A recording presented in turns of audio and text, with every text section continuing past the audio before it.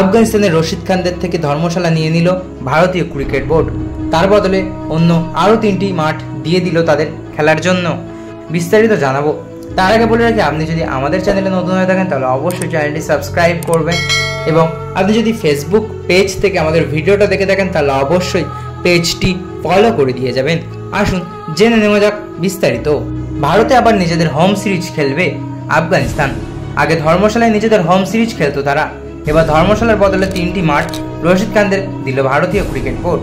Times of ইন্ডিয়ার একটি report অনুযায়ী গ্রেটার নয়ডা, ইন্দোর ও কানপুর মাঠের নিজেদের হোম সিরিজ খেলতে পারবে আফগানিস্তান। প্রথম প্রাধান্য দেওয়া হবে নয়ডার শহীদ বিজয় সিংহ পথিক স্টেডিয়াম।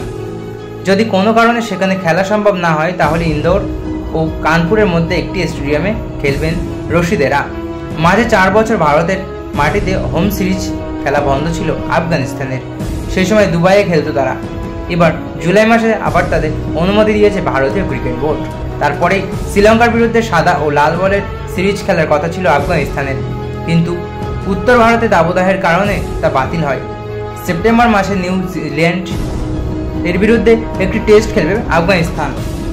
ভারতের বিরুদ্ধে সিরিজের আগে রশিদদের বিরুদ্ধে খেলবেন কেন উইলিয়ামসনেরা।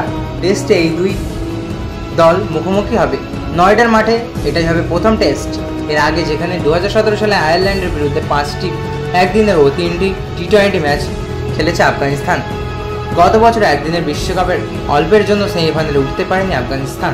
এবার টি20 বিশ্বকাপের সেমিফাইনালে খেলেছে তারা। সাদা বলের ক্রিকেটে তারা কতটা উন্নতি করেছে তা দেখাই যাচ্ছে। এবার লাল বলের ক্রিকেটেও ভালো খেলতে চাইছে রশিদেরা।